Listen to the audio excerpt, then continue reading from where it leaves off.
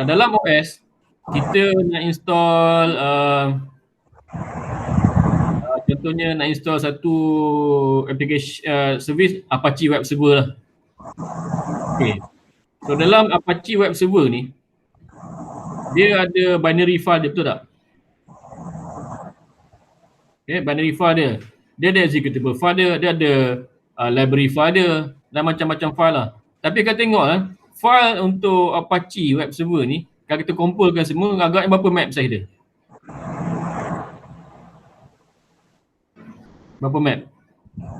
2 gig? 3 gig? Ha? 1 gig, 2 gig kot. Kurang lagi mungkin 100 ke 200 map je. Jadi yang 100-200 map tu, folder file tu kita macam nak faham layman ni, kita keluarkan benda tu, katakan benda tu berada dalam satu folder, kita keluarkan benda tu yang kita akan jadikan sebagai container punya image. Jadi kecil tak benda tu? Kecil kan? Macam kita nak start Apache, berapa lama masa nak ambil? Sistem dia start Apache, berapa second? Sekejap je. So itulah basic pada container ni. Okay. Okay. Nampak tu, a set of process that isolated from the rest of the system. Provides all the file necessary to support the processes. Ni kategori dia dah OS level virtualization lah. OS level. Bukan physical level virtualization macam VMware, macam overt tu Okay. Jadi ini dia container. Dalam container ni ada beberapa player lah. Yang satu ada dua lah. Satu yang Ubuntu ni tu LXD kan? Okay, satu lagi Docker. So dua-dua company ni company US lah. So Docker ni dah kira yang membawa container teknologi ni ke market untuk segmen server x86 ni. Okay. Kalau tengok sejarah sebelum tu, bukanlah Docker ni company pertama yang buat container. Dulu-dulu Sun Microsystem dia ada buat container dalam dia punya Solaris. Solaris pun dia panggil. Tapi sebab Solaris ni orang tak nak pakai, jadi tak glamour lah. Jadi Docker ni company US ni dia yang mempopularkan benda ni lah. Sampai sekarang lah. Kita tengok kat gambar rajah ni kan. Kita ada host operating system. Okay, macam kita buat tu, kita ada satu VM kan. So VM yang run Docker tu kita panggil sebagai host operating system lah. Okay. Kemudian kita ada supporting file runtime ni dengan app service. Katakan sini Apache. Apache dia bukan single Apache punya executable je. HTTPD something kan. Dia ada file macam-macam library lah. So benda tu yang kita packagekan dia menjadi container. Kita tengok kat sini. Kita compare VM dengan container. Ini sebelah kiri virtualization. Kita ada host OS. Kita ada hypervisor. Hypervisor ni software kita lah, macam kalau dalam overt tu kita ada overt punya komponen untuk virtualization kan. Ada KVM macam-macam. So atas tu ada, atas hypervisor tu, kita buat tu kita ada guest OS. Apakah Windows ke Linux ke Dan guest OS ni sama macam full OS lah. Cuma dia dalam bentuk virtual. So atas OS tu ada application lah. Service tu, service ni. Okay. Sekarang kita tengok container pula. Kita ada host operating system. Host operating system ni merujuk kepada tak kira lah sama ada physical server ataupun VM. Tapi kebanyakan sekarang ni susah kita jumpa physical server ni sebagai host lah. Biasanya kita deploy VM, kita jadikan dia sebagai host untuk container ni. Okay, di atas container host ni, dia ada supporting file runtime. Kemudian dia ada app dia. So app ni Apache, MySQL, MariaDB, macam-macam lah. Okay, Postgres. Okay. So setakat ni faham tak dia punya beza dia ni? Faham. Boleh Sebelum kita nak pergi yang lebih detail lagi. Kita boleh faham Boleh. Okay. Okey, sekarang kita nak faham kenapa kena ada banyak container host ni. Okay, nak faham dia senang je. Sebab kita dah buat virtualization, betul? Okay, dalam orbit kita tak boleh run single hypervisor. Bukan tak boleh run, tak jalan.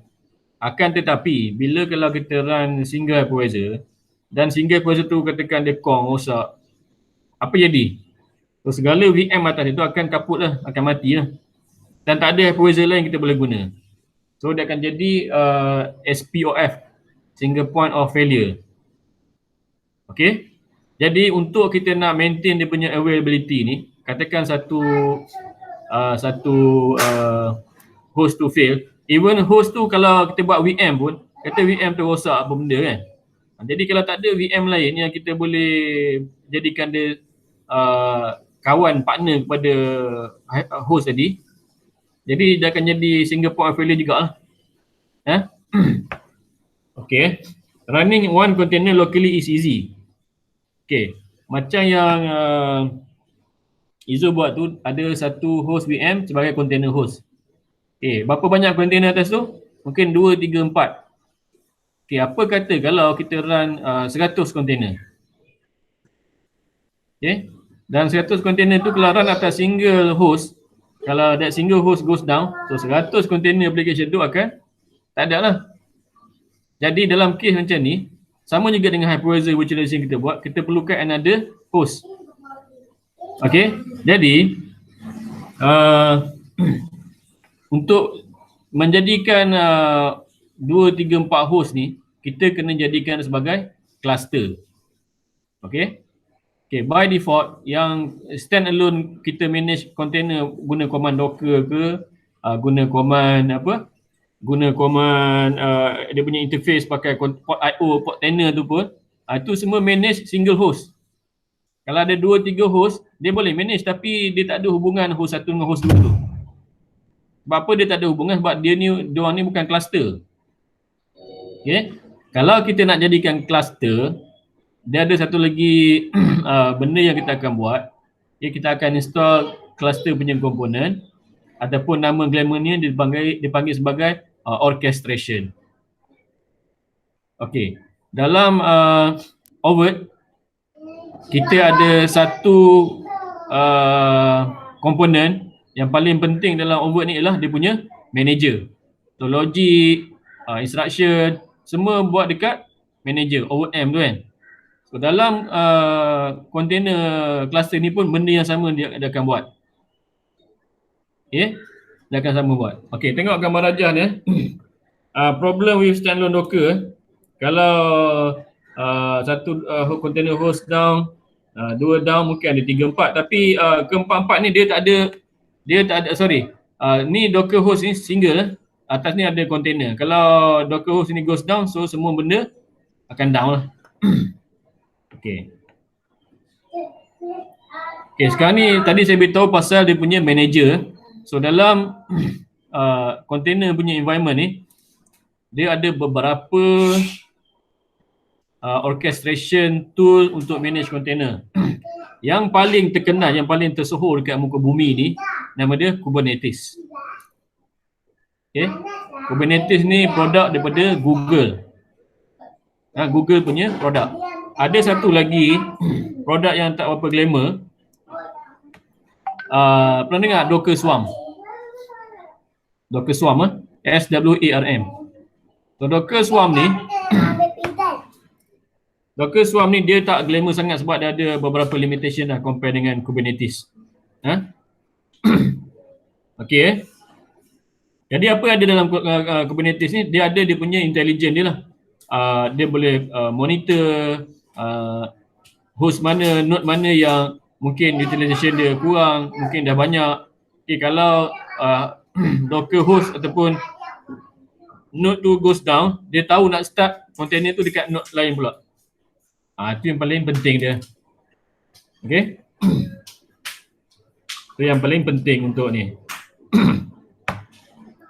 Okay, inilah Kubernetes ya. Okay, kita tengok apa komponen Kubernetes. Okay, dalam Kubernetes punya infrastructure ni, okey, dia ada master node lah, macam manager lah.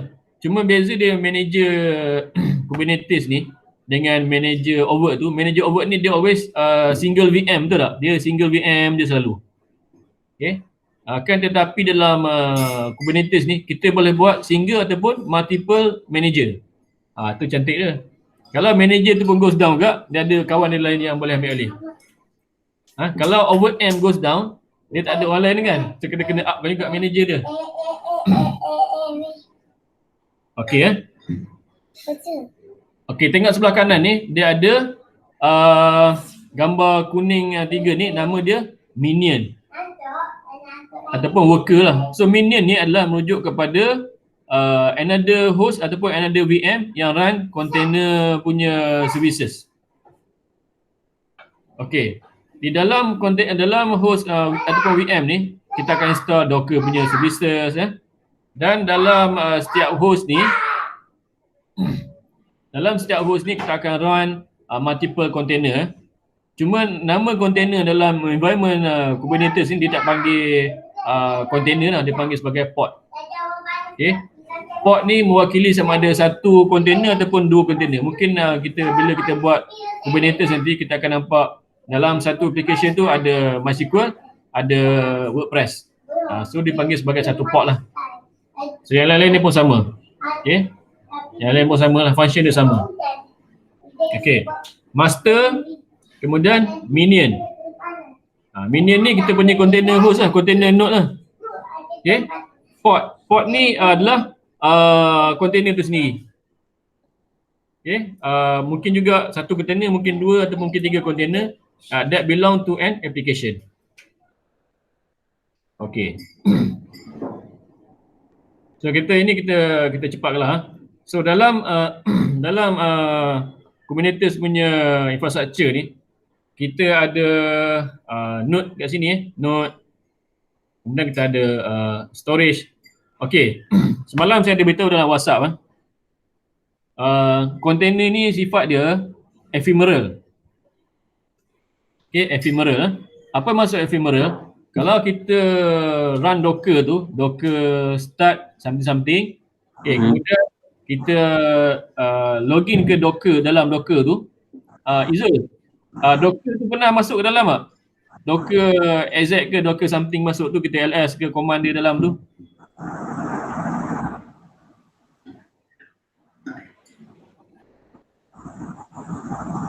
Dah sampai ke tahap tu tak?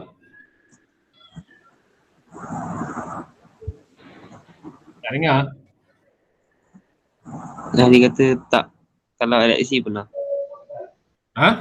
Dia kata tak. Kalau Alexi pernah. Okey.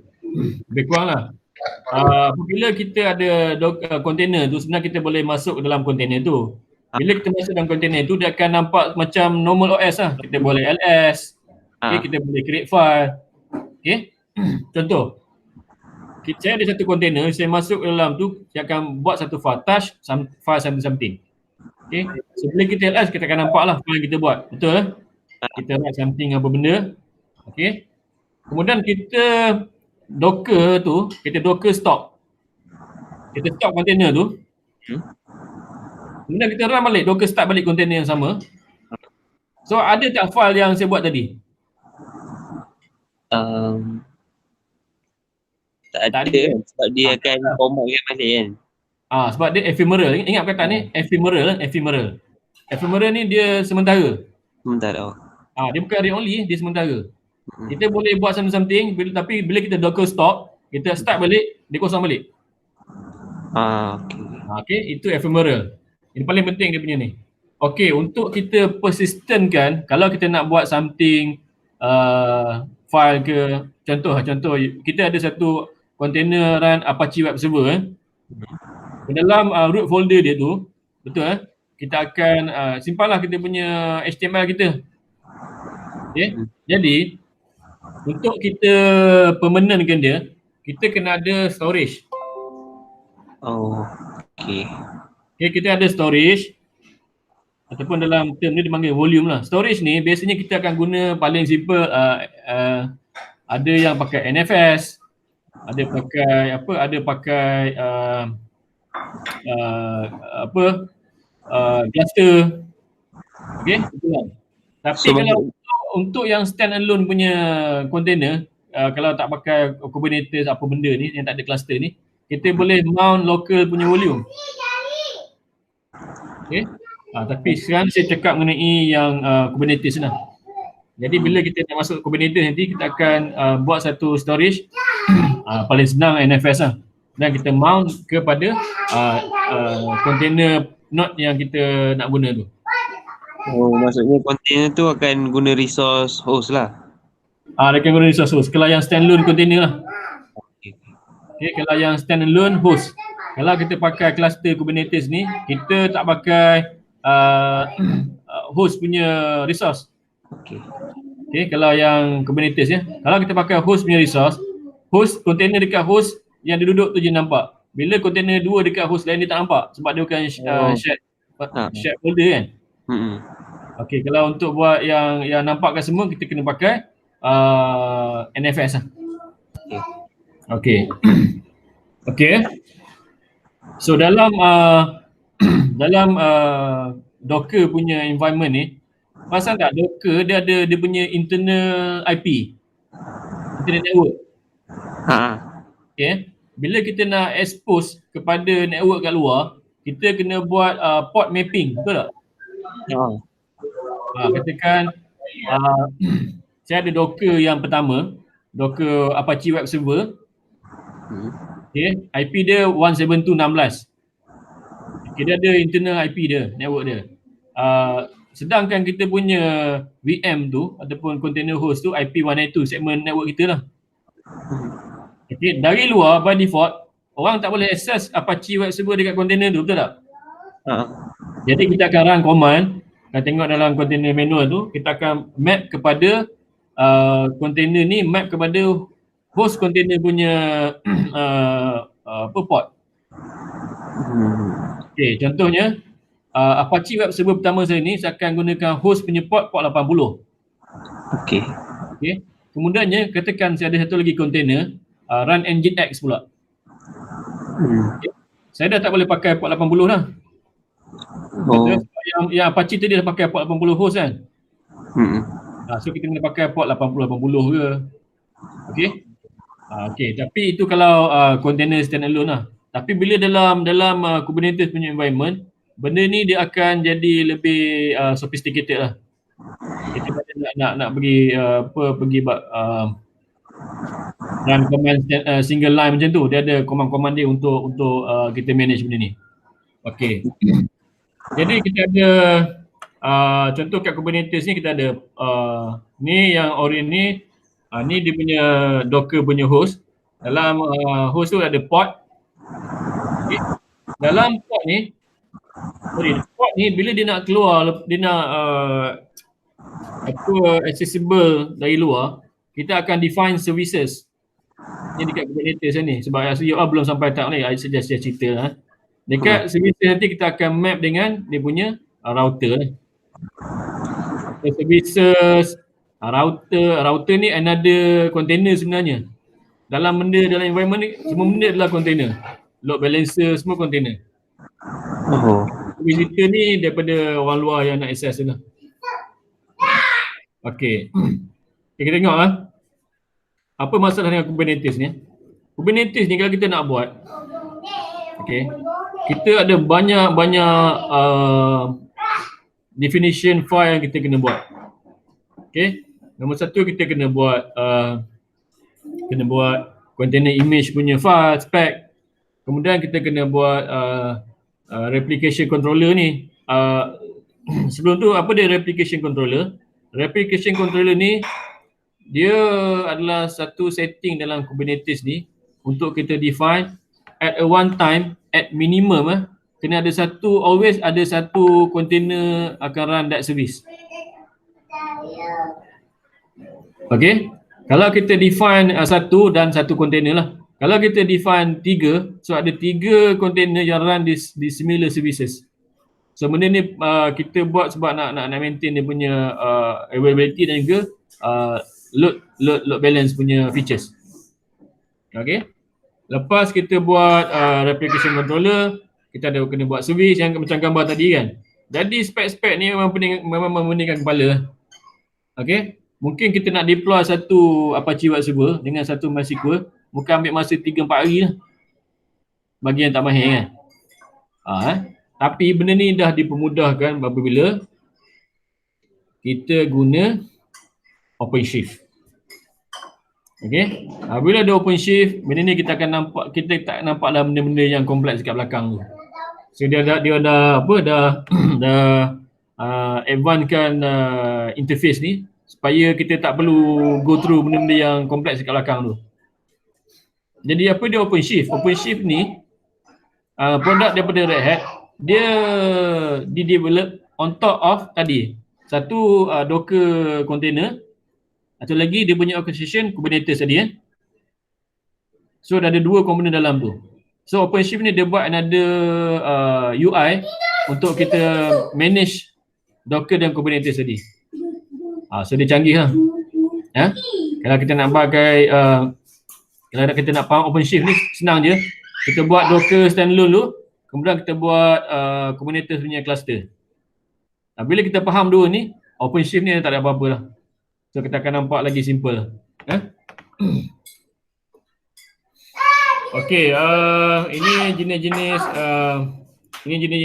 dia punya distribution lah. Kalau community version punya dia ada OpenShift Origin. Jadi sekarang ada banyak version lah. Okay, kalau nak run single node OpenShift pun boleh. Walaupun kita saya beritahu tadi dalam Kubernetes ni dia ada multi node, ada master, ada dia punya minion kan. Tapi dalam OpenShift ni kalau nak run all in one pun boleh. Nak run kat Windows desktop pun boleh, nak run kat Linux pun boleh. Okey. OpenShift online ni, yang cloud based lah. Okey. OpenShift dedicated ni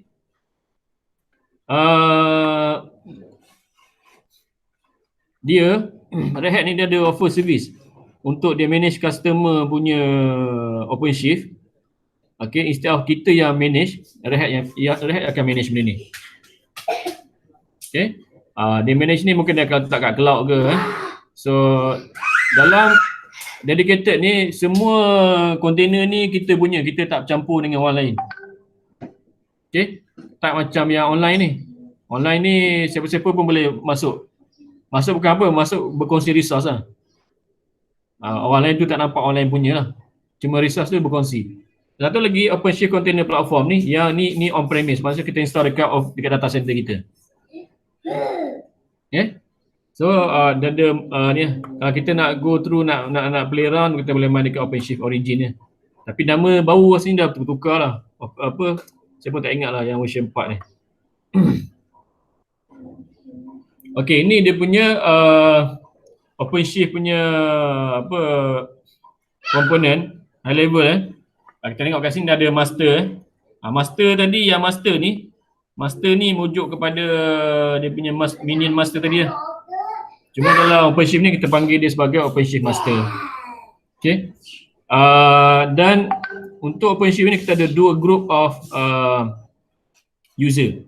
Satu operation, kita lah sesi admin sebab benda ni kan. Satu lagi developer. Okay. OpenShift ni dia bermanfaat bila kita deploy, untuk kita deploy something yang memerlukan CI/CD punya practice. Continuous integration, continuous development. Apabila kita ada OpenShift punya platform ni, kita nak deploy application tu dia memang sangat-sangat canggih lah. Okay, siapa yang dah biasa guna GitLab. Okay, dia memang canggih, sangat canggih lah.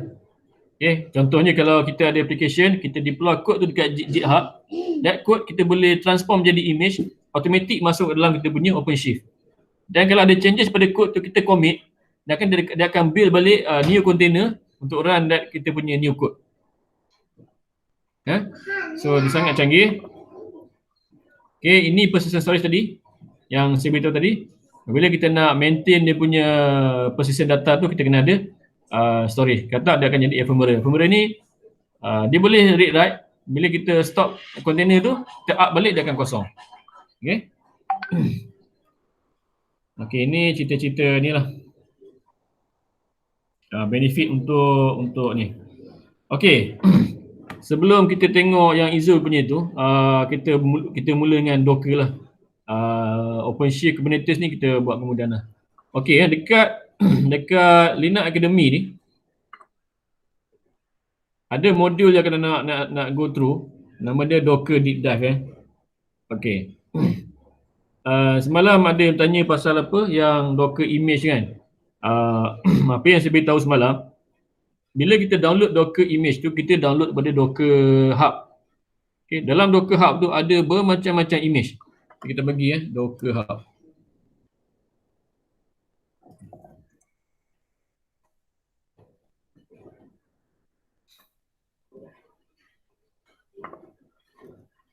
Contohnya Apache.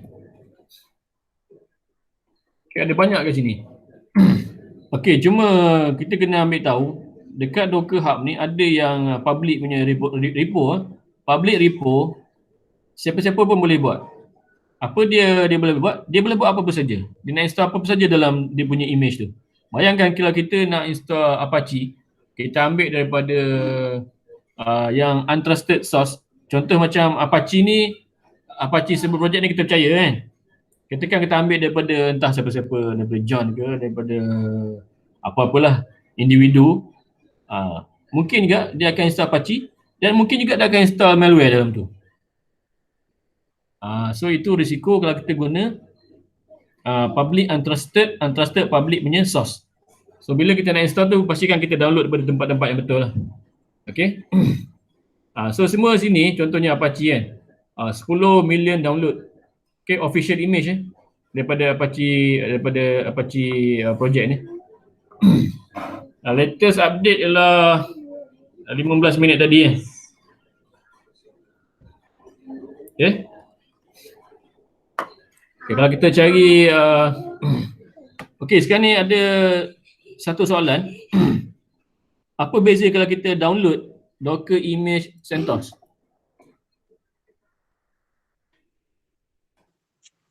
Semalam ingat apabila kita download Docker image CentOS ni, kita ada tujuan dia.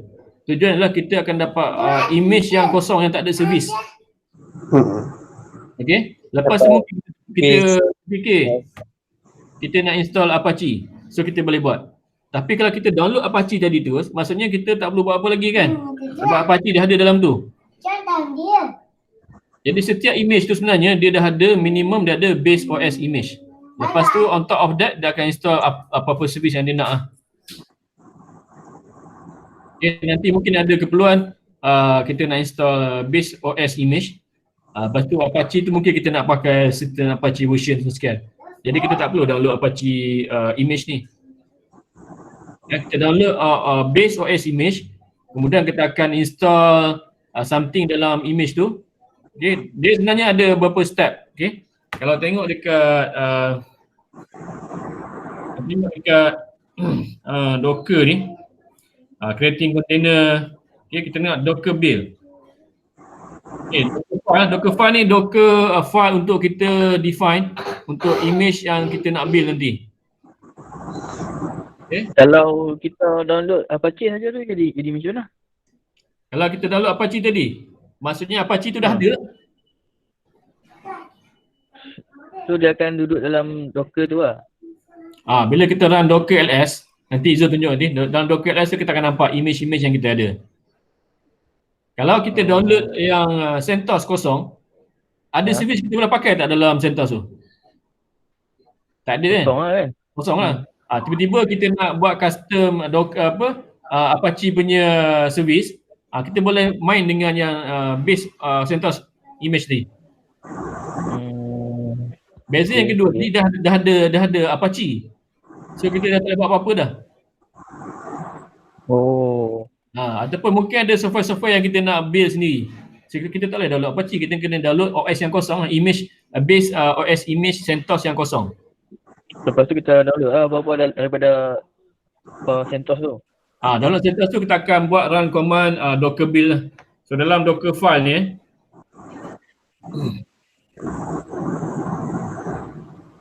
so, kalau nak Docker file ni dia ada tunjukkan dia beberapa layer lah. Okay, dari layer pertama, layer kedua. Layer pertama, kedua yang merujuk kepada mungkin layer pertama kita dah install A. Lepas tu kita commit. Okay.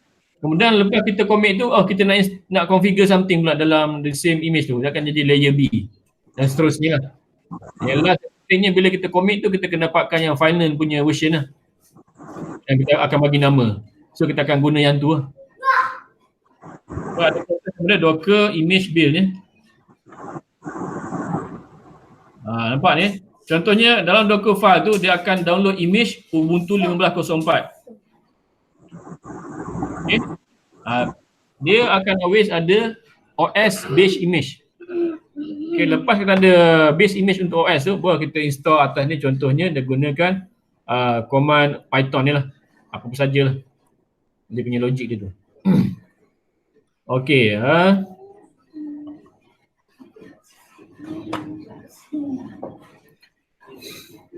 Okay, lepas tu apabila kita dah buat build tu, ni ada yang port tenant semalam lah. Okay, ni Docker Compose. Docker Compose ni dia macam ni katakan kita ada dua container. Satu container Apache, dalam tu ada Apache Web Service. Nak install WordPress contoh. Okay, WordPress apa-apa yang CMS ni dia perlukan database, betul tak? Okay. Jadi database ni biasanya praktisnya kita akan buat dekat container nombor 2. Okay, kita tak baguslah buat satu container tu install semua benda. Kita buat dekat container nombor 2, kita akan install MariaDB atas tu. Jadi dua container ni sebenarnya merujuk kepada satu application iaitu WordPress. Jadi macam mana kita nak gabungkan dua container ni dalam bawah satu definition? So kita akan gunakan Docker Compose. So dalam Docker Compose ni akan ada definition, okay, application Apache ni, ada PHP WordPress ni, dia akan connect pada database dekat container nombor 2. Okay, benda-benda ni hanya wujud dalam kalau kita implement standalone Docker punya macam ni lah. Tapi bila kita guna OpenShift, Kubernetes nanti benda ni dah tak ada lah. Okay. Okay, tadi Docker Swarm . So Docker Swarm ni another container punya cluster, tapi dia dah dia kurang glamour lah banding dengan Kubernetes. Kubernetes ni dia canggih compare dengan Docker Swarm. Okay, setakat ni boleh faham tak? Kita dengan container ni saja. Sebelum kita nak tengok yang Izzul punya Docker dengan Elastic tu.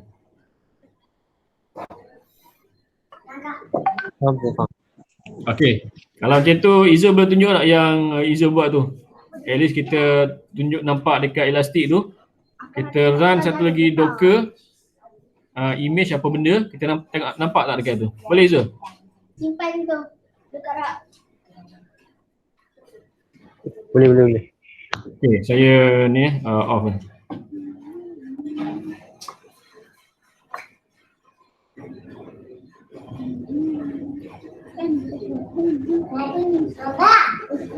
Abang. Mana phone besar? Ni phone besar yang satu.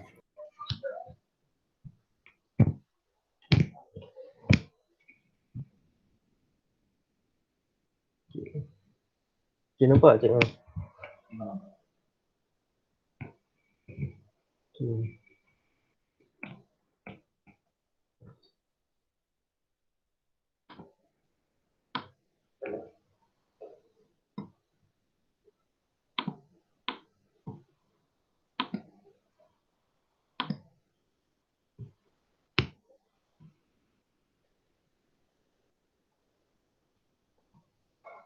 Okay, kalau sekarang ni kita tengok ada kita run dua image kan. Okay. So kat sini kita akan dapat dua lah. Okay. Running 2, stop 5. 5 tu yang lain-lain lah. Yang ni.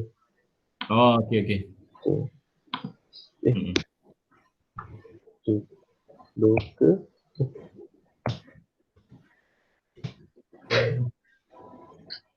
Start cek orang. Boleh. Sebelum tu Izul, boleh run tak Docker LS? Docker list. Ni ya? Tu lah. Okay. Ini yang ada dalam komputer tu lah kan? Betul. So Docker PS ni nak tengok mana yang running, mana yang stop kan? Ini semua benda tunjuk kan? Jenkins mana? Docker PS-A.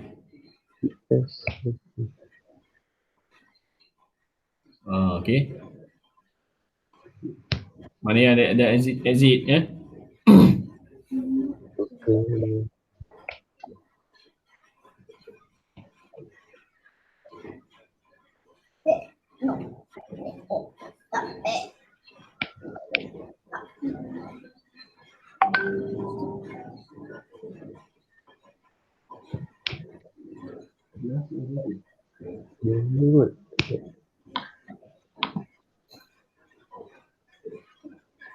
Okey, kalau kat sini dia terus dapat yang 3 yang Jenkins saja. Yang image tu. So apa yang dia boleh nampak Yang ni network. Dia punya CPU usage. Yang ni host dia satu je. Yalah. Yang ni apa nama dia? Yang container yang kita download tu. Semua list of container yang ada dalam host kan? Betul. Yang ni dia dia tengok summary lah, CPU usage. CPU kan? Tapi kita tak ada load test lagi, tak siap lagi kan?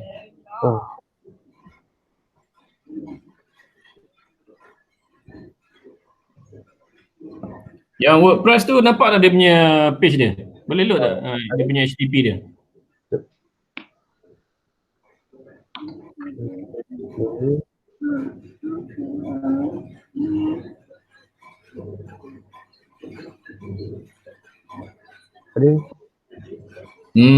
Okay. So ni apa? 192.168.127.35 tu adalah host punya IP lah. Betul. Dan dah port kepada port 80 ni kan? Okay. Cuba masuk dalam tu. Tak ada ni tak?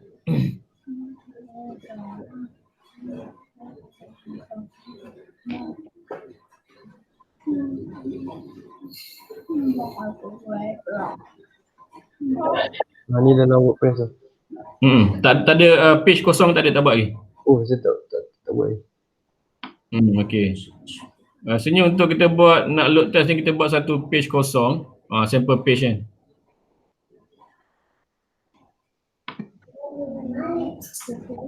Okay. Ni boleh publish kan?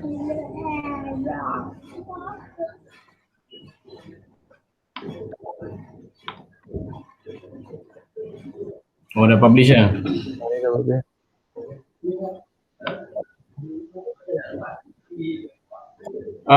Dekat apa JMeter tu, apa dia punya ni saya pun dah lama tak pakai JMeter. JMeter kena masuk dekat dia punya UI tu. Ada sebenarnya dia pakai apa? Dia macam semalam saya try tu. Contoh nak letak dalam masa yang sama letak 100, katakan 1 user yang access tu. Dia single user lah.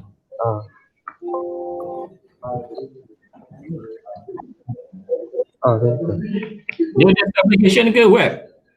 Apa? Dia desktop application ke web application? Apa JMeter tu? JMeter tu macam desktop lah. Desktop. Yalah. Okay, try lah. Buka sekejap tengok.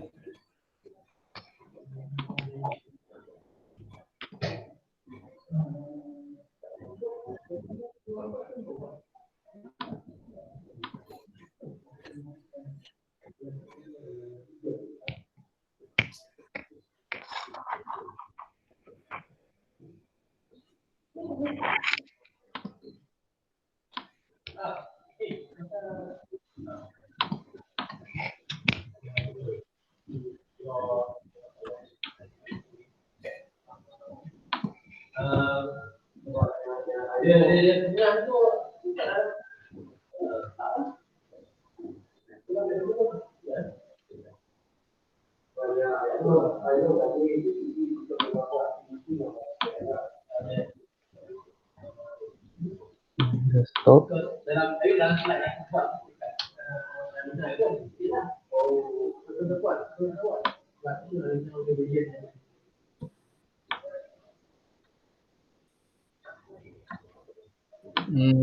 Okay. Okay, dekat tester ni kita mana trade user. So masukkan ke group. Contoh ni nak namakan WordPress. Load test kan.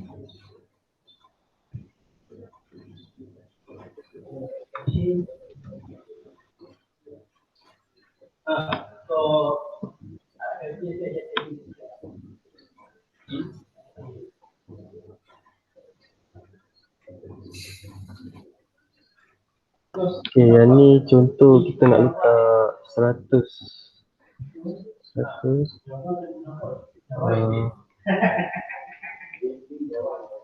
Bagi 1000 ke? Apa ni? Load tak 1000. Lama sikit kan? 1000. Lepas tu okay, dekat track ni right click, pergi dekat config element, HTTP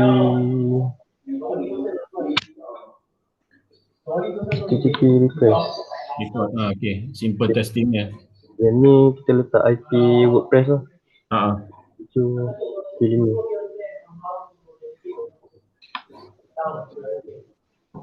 Dekat sini letak apa nama dia? Port dia. 80 lah. Standard port. Apa? Ada pas tak apa? HTTP request yang tadi sample page ni. Oh, sebelum ni Yang apa tadi?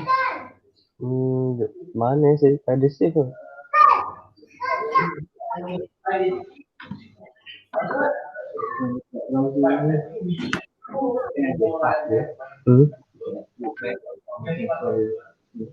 Ada. Ada.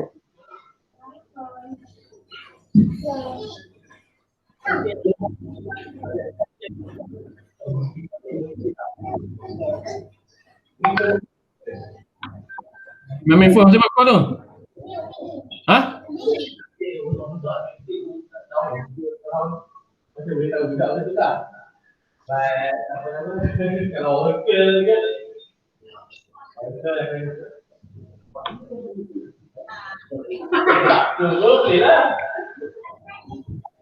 Ni file apa yang ni? Oh, okey. Alamak, ni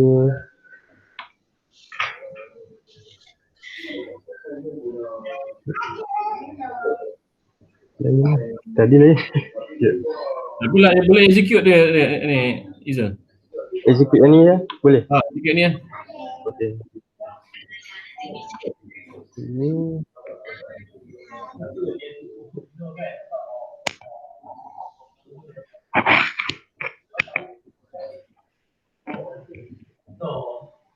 ada button hijau tu ada lagi ke tambah? Ada lagi. Oh, dia punya logik dia.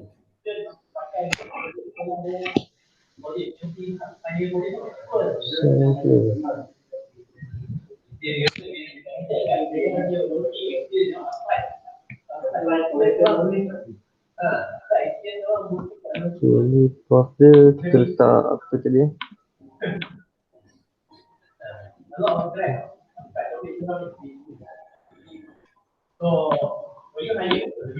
WP admin kan?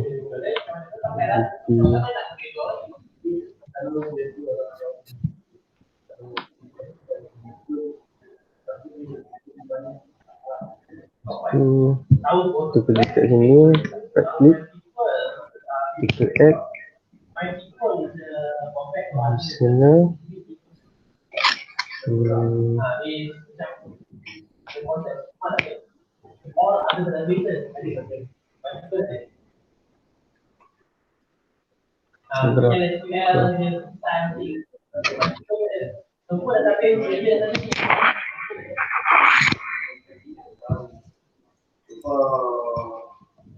ada graphic tak? Oh ni.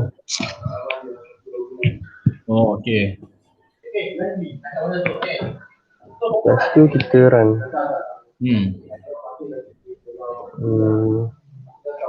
Apa nama dia?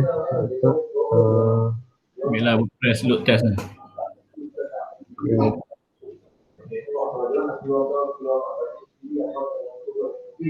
Okey, ni dia dah run. Bagi tengok dekat container dekat Elastic tu. Hmm. Naik tak dia punya CPU apa benda.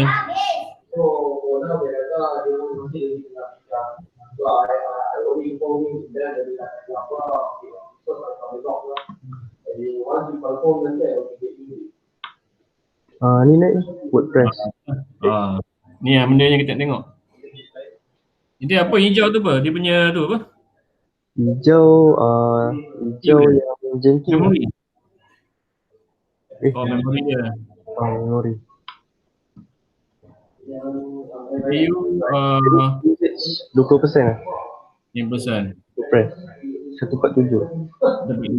Yang bawah WordPress tu dia punya application dia atas tu DB dia. Yang mana? Yang ni? Atas tu apa DB dia? DB dia. Apa MariaDB ke apa? MariaDB. Okey.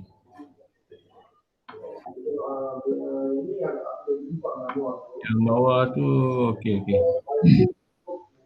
Ni graf Neo.io dia. Neo.io Actually benda ni kan Cik Marul, kita boleh download dia punya apa nama dia? CVE tu.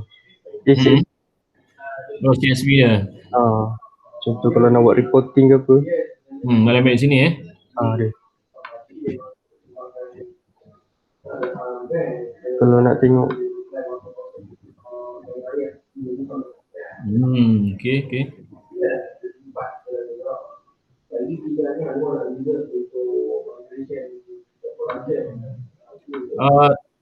Dekat sini kita boleh nampak macam ni. Yang Cik Din tu buat, dia kata yang Cik Razali semalam.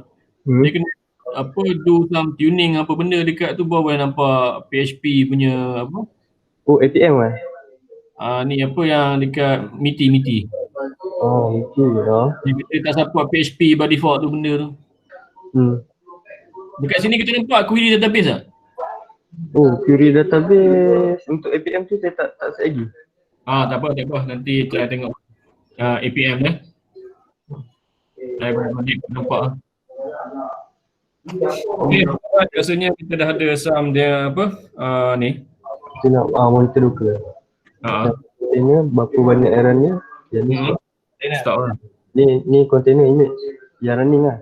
Ni dalam Docker tu. Yang ni yang host. Yang host yang mana kita run container tu. Yang ni. Yang ni image yang available, yang tengah running sekarang. Okey. Dah ada Jenkins, MariaDB kan. Yang ni macam Sambrion. Ni berapa usage ni. Lepas tu yang ni bawah ni total semesta ni. Ni total container. Yang ni dekat summary tu dia bagi tahu ni usage daripada ni berapa. Ni memori dia berapa. Hijau ni untuk Linux.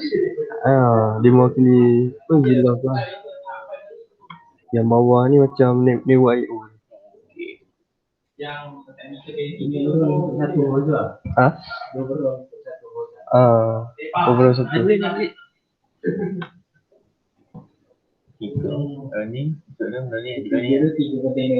Tiga image. Image kan 3 container. 3 container. Yang ni service lah. Host. Container dalam ni 8. Maksud host ni maksudnya? Host maksudnya server yang ni. Server dia. Server ni. 3 container. Ni host. Ni host. Container semua ada 8 lah. Tu. Yang tadi ada Docker image LS tu. Yang ni image service lah. Image service lah. WordPress. Yang ni install dalam ni. Dalam ni. Semua ni install dalam ni. Yang ni dulu ni. Yang kan. Itu. Dia punya label tu.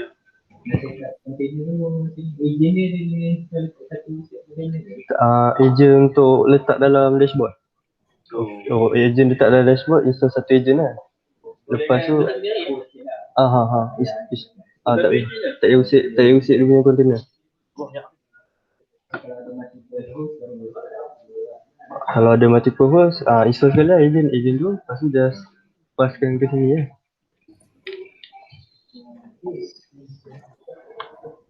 Okay.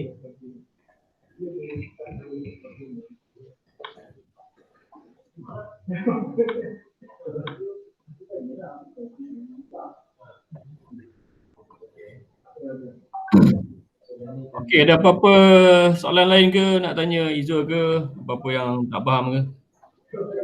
Kita tengah ni kita off dulu. So, ni projek dia dah?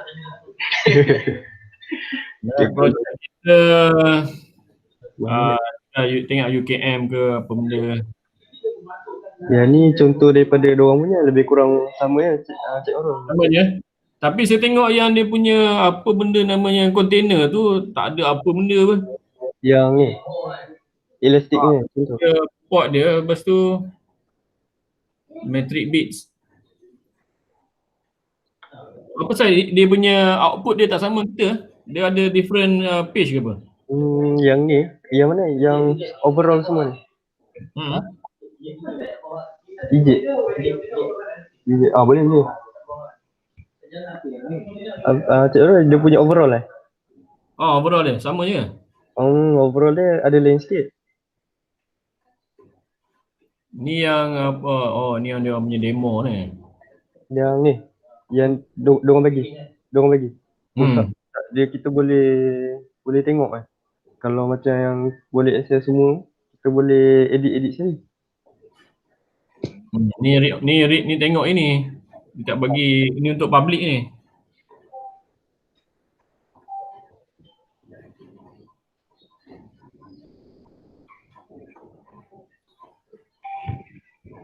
K8S tu merujuk kepada Kubernetes tu.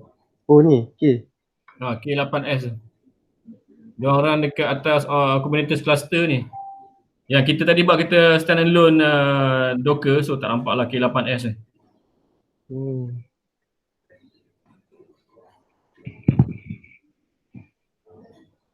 Banyak sangat. Diorang mana kan? Cik Orul? Yang image ni. Ni yang tadi banyak dia punya image dia. Tak faham pun. Dia color tu just represent different container, bukan merah tu bahaya ke bukan? Bukan. Differ pada Dah color je lah.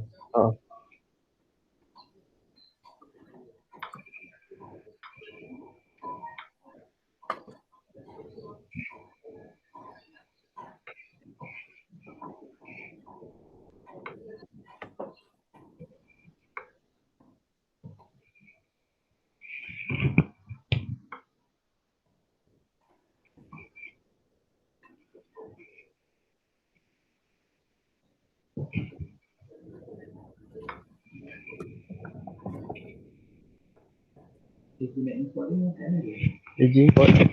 Maksudnya? Agent. Boleh curl tu. Lepas tu RPM tolak VI, kita dapat install tu.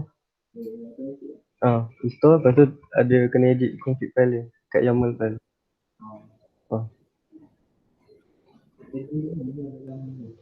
Manual dia ada. Apa manual?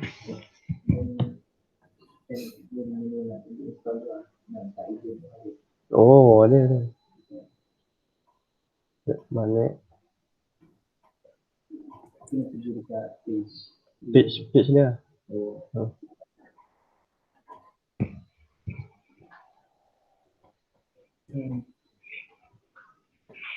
Ada orang salah print ke? Mana? Ada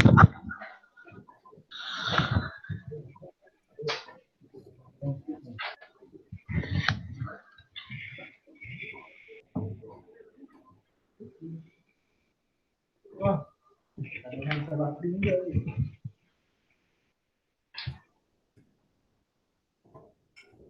Mungkin dia pakai? Dia memang panggil dia.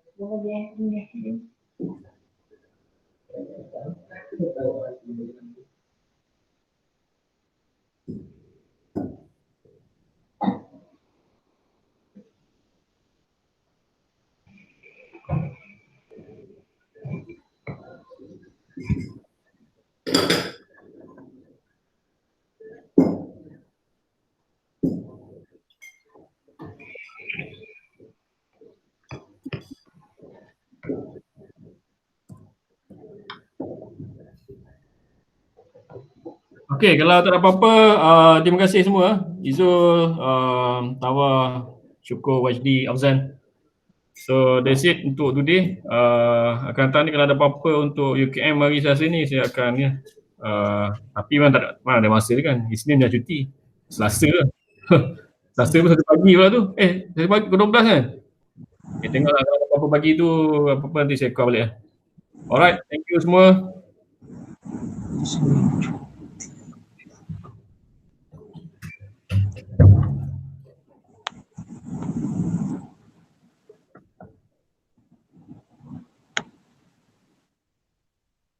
Okey, itu saja. Alright.